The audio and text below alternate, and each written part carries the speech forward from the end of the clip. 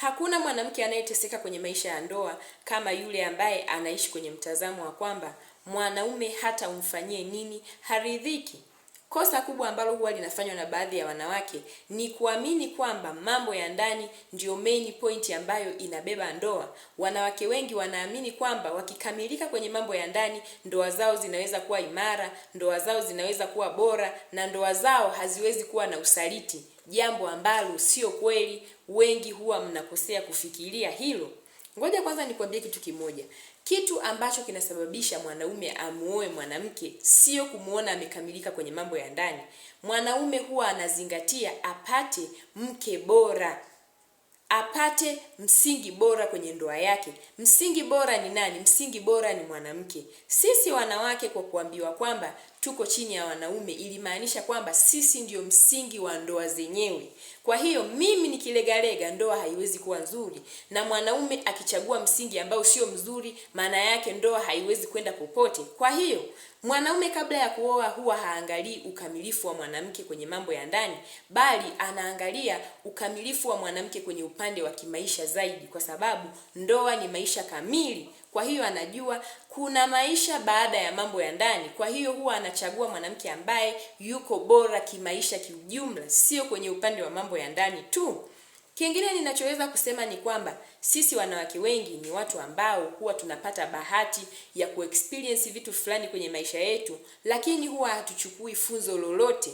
Mfano, unaweza kukuta wewe kabla ya kuolewa ulishawahi kuwa na rafiki yako ambaye yeye alikuwa anatumia mambo ya ndani kama kishawishi cha kutaka wanaume wavutiwe naye na wamuoe. Lakini ulishuhudia rafiki yako huyo akitembea na wanaume tofauti tofauti wakimtumia, na hakuna ambaye aliwahi kuvutiwa kuingia naye kwenye maisha ya ndoa. Ni kwa sababu wanaume huwa hawafokasi hicho kwa mwanamke, yani kwamba aangalie ukamilifu wa mambo hayo. No, maisha ya ndoa huwa hayaangalii hicho kitu, na kitu ambacho hamkijui, wanaume huwa hawaangalii ukamilifu kwenye upande huo. Na ninaweza kusema kuna wengine ambao waliwahi kukiexperience hicho kitu wao binafsi. Hasa nazungumzia wale wanawake ambao waliwahi kubahatika kuingia kwenye maisha ya ndoa na waume zao wakiwa hawajawafahamu wao kiundani. Nadhani nikiongea hivi unanielewa. Kuna wanawake ambao waliolewa na waume zao wakiwa hawafahamiki kabisa, yani mwanaume wake alikuwa hajawahi kumfahamu kiundani. Hiyo ilikuwa ni sababu pekee ambayo ilitosha kukueleza wewe kwamba mambo ya ndani sio pointi ambayo itafanya mwanaume avutiwe na wewe, au itafanya ndoa yenu idumu, au itafanya usaliti kwa mwanaume usiwepo. Na kitu ninachotaka nikwambie ni kwamba huo mtizamo utakutesa sana, kwa sababu kuna mambo utashindwa kukamilika, utafocus sana na mambo ya ndani, na kuna vitu hautakamilisha, na ndio maana utakuwa ni mtu wa kulaumu kwamba wanaume hawaridhiki. Nataka nikwambie kwamba wanaume ni watu ambao huwa wanajua wanachokitaka. Yaani yeye anapoenda kwenye maisha ya mwanamke, kuna lengo ambalo analizingatia kwa mwanamke kwamba mimi nipate mwanamke bora, nipate mke mwema kwangu, nipate msaidizi bora, mwanamke ambaye atakuwa ananisikiliza, mwanamke ambaye atakuwa ananiheshimu, mwanamke ambaye atakuwa ananitii, mwanamke ambaye atakuwa ananithamini, mwanamke ambaye atavunja misimamo yake kwa ajili yangu. Hicho ndio kitu kikubwa ambacho mwanaume anazingatia kwa mwanamke. Lakini kibaya zaidi, wanawake wengi tukishaolewa, kuna mambo mengi huwa tunapoa, tunaacha kuyafanya, na tunafocus zaidi kwenye mambo ya ndani. Wakati haya mambo madogo madogo ambayo tunayapuzia, mfano heshima, usikivu, utii kwa mwanaume, kumsikiliza mume na kuishi kwenye misimamo yake, ndio pointi kubwa ambayo inaweza kukufanya wewe uwe na ndoa iliyo imara na bora. Lakini wanawake wengi badala yake, tukishaolewa hivi vitu huwa tunavichukulia havina umuhimu, kutokana na kwamba tukishaingia kwenye maisha ya ndoa tunawazoea waume zetu kupindukia. Kwa hiyo sisi tunachobakiza ni mambo ya ndani tu. Upande wa tabia, upande wa usikivu kwa mume, upande wa utii kwa mume, wengi huwa hivi vitu tunaviacha, ni kwa sababu ya yale mazoea. Kuna siri nyingine nataka nikupe hapa. Wanaume huwa hawapendi kuzoeleka kabisa. Anaweza kakuruhusu umzoee, lakini sio kwa mazoea hayo ambayo wewe unayataka. Wewe kama mwanamke, zingatia mipaka ya mazoea kati ya wewe na mumeo. Sasa utakapokuwa na mazoea yaliyopindukia, kuna vitu ambavyo utaacha kuvifanya ukiamini kwamba havina umuhimu tena kwenye ndoa kwa sababu wewe na mumeo mmezoeana, lakini kumbe hivyo vitu unavyoviacha ndio vitu ambavyo vilisababisha mumeo avutiwe kukuoa wewe. Kosa kubwa ambalo huwa linafanywa na wanawake wengi ni kupuuzia baadhi ya mambo kwenye ndoa na kuacha kuyafanya kabisa, wakiamini kwamba hayana umuhimu. Sasa mimi na mume wangu tumezoeana, lakini kumbe wanaume hivyo vitu ndio vinavyofanya avutiwe na wewe. Na ninataka nikwambie kitu kimoja, kuna maisha baada ya mambo ya ndani.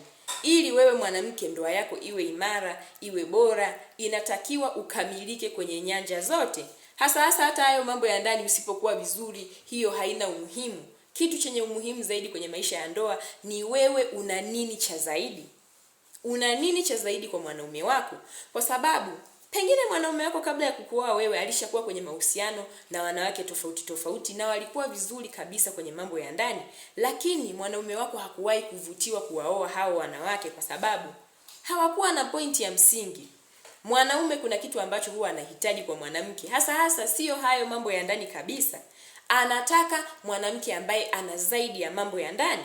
Sasa wewe mwenzangu, utakapoacha kufanya hivyo vitu vya zaidi, ukabaki na hayo kufikiria hayo mambo ya ndani, ndio itakufanya uishi kwenye msimamo wa kuteseka kwamba wanaume hawaeleweki. Utakuwa na mtazamo usioeleweka. Mtazamo wako utakuwa unakuumiza mwenyewe kwa sababu wewe umeitafsiri ndoa tofauti.